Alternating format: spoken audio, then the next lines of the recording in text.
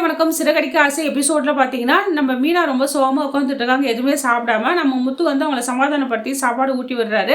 அவரும் சாப்பிட்டுறாரு. இவங்களும் கேட்குறாங்க, என்னங்க நீங்க சாப்பிடலையான்ட்டு. நான் சாப்பிட்டு 2 நாள் ஆச்சு மீனா. அவ்வளோ மன உளைச்சலா இருக்கேன்னோடனே, நீங்களும் சாப்பிடுங்க, என்னை மன்னிச்சிடுங்கன்றாங்க. சரி முத்துமே அங்கே சாப்பிட்டுறாரு. ஏதோ நான் அப்பா சொன்னதுக்காக தான் வந்தேன்னு ஒரு வார்த்தையை விட்டுடுறாரு. மீனாவும் அழ ஆரம்பிச்சிடுறாங்க. இந்த நேரத்தில் வித்யாவும் அவங்க கணவர் முருகனும் வராங்க. எப்படியா நீ அடிபட்டுச்சுன்னு கேள்விப்பட்ட, உடம்பு சரியில்லையா, நல்லா இருக்கீங்களான்னு நல்லா விசாரிக்கிறாங்க. இந்த விஷயம் நடந்துக்கலாம் காரணம் ரோகிணி தான், தேவையில்லாமல் மீனா மாட்டிக்கிட்டாங்க அப்படின்றாங்க. உடனே முத்துவும் அது எப்படி இவங்களும் ஒரு களவாணின்னா இவளும் கூட்டு களவாணி தானே, ஏன் வித்யா நீ மட்டும் லேஸ் பட்டாளா, ஆரம்பத்துலேருந்து ஃப்ரெண்டுன்ற இவ்வளோ நாள் என்கிட்ட பேசியிருக்க, மீனா கிட்ட பேசியிருக்க, அந்த நேரத்தில் சொல்லியிருக்கூடாது. ஐயோ சாரிப்பா நான் தெரியாமல் மீனா பேர் சொல்லிட்டேன், அவளும் தானே இதில் கூட்டு களவாணி, நான் தான் ஒன்றுமே தெரியாத அப்பாவே இருந்திருக்கிறேன், எங்கிட்டாச்சும் நீ சொல்லியிருக்கலாம்ல, எதனா ஒரு விஷயம் நம்ம நடந்திருக்கலாம்ல, அந்த பொண்ணு கூட நம்ம எதனா பண்ணியிருக்கலாம்ல, கடைசியில் இப்படி எல்லாரையும் நம்ப வச்சு ஏமாத்திடுச்சு பத்தியா அப்படின்னு ரோகிணி பற்றி சொல்கிறாரு. ஆனால் ரோகிணி வந்து பயங்கரமான ஆள்லாம், அவள் தனக்கு தேவைன்னா அவள் எந்த அளவுக்கு ஒன்றா தனக்கு ஒரு பொருள் வேணும்னா அதை அடையிறதுக்கு அவள் எந்த எக்ஸ்ட்ரீம் லெவலுக்குலாம் போவா. அது மாதிரி தான் மீனா நீ மேனிப்புலேட் பண்ணி ஏதோ ஏமாத்திட்டா, கிருஷ்ண காரணம் காட்டி நாங்கள் தற்கொலை பண்ணிப்பேன்னு சொல்லிட்டு பயமுறுத்திட்டா அப்படின்னு சொல்கிறாங்க. நீ வேறம்மா, அவளாவது சாவறதாவது, இப்போ கூட வீடு விட்டு போயிட்டா, அவள் செத்துட்டாளா, அதெல்லாம் சும்மா கதை, அவள் எல்லாரையும் பார்த்துருவா, ஆனால் அம்மா விட மாட்டாங்க, ஒரு வழி பண்ணிடுவாங்கன்னு சொல்லிட்டு இருக்காரு. அந்த நேரத்தில் முருகனும் வித்யாவும் கிளம்பிடுறாங்க. ஸ்ருதி ரவி வராங்க. அனி எப்படி இருக்க, நீ என்ன நல்லா விசாரிக்கிறாங்க. ஸ்ருதி நீ அணிகிட்ட பேசிட்டு இரு, நான் கிளம்புறேன் அப்படின்றாங்க. அந்த நேரத்தில் முத்துவும் ஏய் மணிக்கிட்ட கோச்சிக்கிறதுடா, மூஞ்ச கட்டில் பேச, ஏதோ தப்பு பண்ணிட்டாங்க, எல்லாமே ரோகிணி தான் காரணம், சரி விடு ஆனது ஆச்சு, என்ன பண்ணுறது, அடுத்து என்ன யோசிக்கலாம், நீ அன்னிக்கிட்ட பேசுகிறா அப்படின்றாங்க.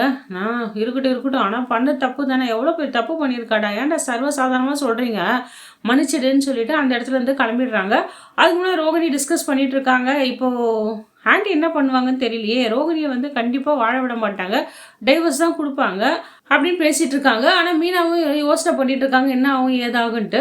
இங்கே இந்த சின்னாமணி என்ன பண்ணுறா, தனக்கு சொந்தமான இன்னொரு வீட்டில் வந்து ரோகிணிக்கு வந்து இடம் கொடுக்குறா, எல்லா பொருளும் நான் வாங்கி கொடுக்குறேன் ரோகிணி, ஒரு வீடு எப்படி இருக்குன்னு சொல்லி காட்டுறாங்க. ரோகிணி இதை பார்த்த உடனே ஆண்டி ரொம்ப தேங்க்ஸ் ஆண்டி, வீடு சூப்பராக இருக்குது, யாருமே இந்த காலத்தில் உதவி பண்ண மாட்டாங்க, நான் எவ்வளோ ஹெல்ப் பண்ணியிருக்கேன், அவங்களே என்னை கைவிட்டாங்க, நீங்கள் வந்து கொஞ்ச நாள் தான் பழக்கமானீங்க, என் மேலே எவ்வளோ பாசத்தோடு என்னென்ன பண்ணுறீங்க தெரியுமா அப்படின்னு சொல்கிறாங்க. இந்த நன்றி நான் என்றைக்குமே மறக்க மாட்டேன், எனக்கு என் கண் முன்னே நீங்கள் கடவுளாக தான் தெரியுறேன்னு சொல்லிட்டு சிந்தாமணியை பாராட்டியிருக்காங்க. அம்மா ஏம்மா இதெல்லாம் ஏன்டா இப்படிலாம் என்ன பேசுகிற, இதெல்லாம் ஒரு விஷயமாடா, கடவுளாக ஏன் சொல்கிறேன், மனுஷனுக்கு மனுஷன் உதவி செஞ்சுக்கலாம்டா அப்படின்றாங்க.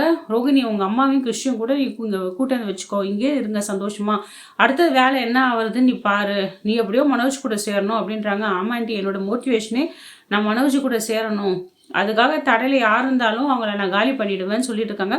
நீ என்னென்னா பண்ணுடா, உனக்கு முழு சப்போர்ட் நான் தரேன்னு சொல்லிட்டு இந்த சிந்தாமணி வந்து ரோகிணியை பயன்படுத்திக்கிறாங்க. தேவையில்லாத வேலை சொல்லிட்டு இருக்காங்க. அப்போ ரோகிணி இப்போது நம்ம பழி வாங்கணும்னா அந்த வீட்டில் முதல்ல விஷயம் எப்படி என்னென்ன நடக்குதுன்னு நம்ம தெரிஞ்சுக்கணும். நான் என்ன பண்ணுறேன், நேராக போய் மாஸ்டரை பார்க்குறேன், அப்போ தானே மாஸ்டர் வாயிலேருந்து என்ன வருது நம்ம தெரிஞ்சுக்க முடியும். நீ என்ன பண்ணுற, எல்லாம் ரெடி ஆகி 1/2 hour கழிச்சு வா, ஏன்னா ட்ரெஸ்லாம் எடுக்கணும், உன்னை திட்டுவாங்க தான் அப்படின்றாங்க. இல்லாண்டி என்னை பார்த்து ஆண்டி ரொம்ப கத்துவாங்க, தேவையில்லாத பிரச்சனை ஆகிடும்ன்றாங்க. பிரச்சனைலாம் சமாளித்து தான் நம்ம வேலை வரணும். ரோகிணி சொல்கிறது கேளு கண்ணு, நான் என்னென்ன நான் முன்னாடி போய் மாஸ்டர்கிட்ட நைஸாக பேச்சு கொடுக்குறேன், அவங்க என்னென்ன அவங்க வாயில் வருதோ எல்லாமே நான் வந்து வீடியோ எடுத்துக்கிறேன், ரெக்கார்ட் பண்ணிக்கிறேன், ஏன்னா அது ஃப்யூச்சரில் உதவும், உனக்கு உன் பக்கமே எதனா விஷயம் திரும்பிச்சுன்னா நீ இதை வச்சு நீ பிளாக்மெயில் கூட பண்ணலாம்ல, உனக்கு எதனா யூஸ் ஆகும், நான் வீடியோ எடுத்துட்றேன், நீ என்ன பண்ணுற உன்னோட ட்ரெஸ்ஸெல்லாம் எடுக்கிற மாதிரி வா, அப்போ அந்த வீட்டில் என்ன நடக்குதுன்னு எல்லாம் வந்து தெரிஞ்சுக்கலாம் அப்படின்னு சொல்கிறாங்க. ரோகிணியும் வந்து ஐயோ சூப்பராக ஐடியா கொடுக்குறாங்களே, வா சான்ஸே இல்லைன்னு சொல்லிட்டு இந்த சிந்தாமணி பேச்சு கேட்டுட்டு அங்கே போய் என்ன பண்ண போகிறா தெரியல. மீனாவும் தான் வீட்டுக்கு வந்துடுறாங்க. மீனாவை பார்த்த உடனே என்னடி ஆச்சு ஏதுன்னு கேட்காம, எதுக்கு வந்த, எல்லாத்துக்கும் காரணம் நீ தான், என்ன வேலை இந்த வீட்டுக்கு நீ வந்தியோ அன்னிலேருந்து பிரச்சனை தான் சொல்லி கத்த ஆரம்பிக்கிறாங்க. இதை கேட்ட முத்து சும்மாவே இருக்காரு. மீனாவும் புருஷனை பார்க்குறாங்க. ஏன்னா மீனா ஒரு வார்த்தை சொன்னால் கூட முத்து எகிரிட்டு வருவார் பொண்டாட்டி சப்போர்ட்டுக்காக. ஏன்னா மீனா மேலே அவ்வளோ கோவமாக இருக்குது, ஏன்னா இந்த உண்மையெல்லாம் மறைச்சிட்டாங்களே, அதனால் அவர் பேசாமல் இருக்காரு. அதான் என்ன எதுக்கு நீங்கள் குறை சொல்கிறீங்க, நானும் ரோகிணி இந்த வீட்டுக்கு கூப்பிட்டு வந்தேன், நீங்களே தானே ஏமாந்து கூட்டின்னு வந்து கல்யாணம் பண்ணி வச்சிங்க, என்னையே குறை சொல்லிட்டு இருக்குன்னு சொல்லிட்டு பேசுகிறாங்க. என்னடி குரலை ஒசத்தி பேசுகிறேன், அவ்வளோதான், எல்லாம் என் தலையெழுத்து, ஒரு பக்கம் இந்த பூக்காரி டாச்சரு, ஒரு பக்கம் இந்த போய் மலேசியக்காரி எல்லாத்தையும் ஏமாற்றிட்டு நாம போட்டு போயிட்டா எல்லாம் என் தலையெடுத்து திட்டிட்டு இருக்காங்க. இருந்தாலும் அவளையும் சும்மா விட மாட்டேன், உன்னையும் சும்மா விட மாட்டேன்னு கத்திட்டு இருக்காங்க. உடனே நம்ம ஸ்ருதியும் சப்போர்ட்க்கு வராங்க. ஏன் ஆண்டி எப்போ பார்த்தாலும் அவங்களே உடம்பு சரியாத இப்பதான் வந்தாங்க, எதுக்கு அவங்கள நீங்க மூஞ்ச காட்டுறீங்கன்னு சொல்லிட்டு விஜயாவை கேட்குறாங்க. ஆமா ஆமா, இவ அப்படியே நடிக்கிறா, இவளுக்கு உடம்பு சரியில்லையா அப்படின்ட்டாங்க. இல்லை ஆண்டி, கண்ணிலேயே நாங்களே எங்கள் ரெண்டு கண்ணாலையும் பார்த்தோம், நானும் ரவியும்.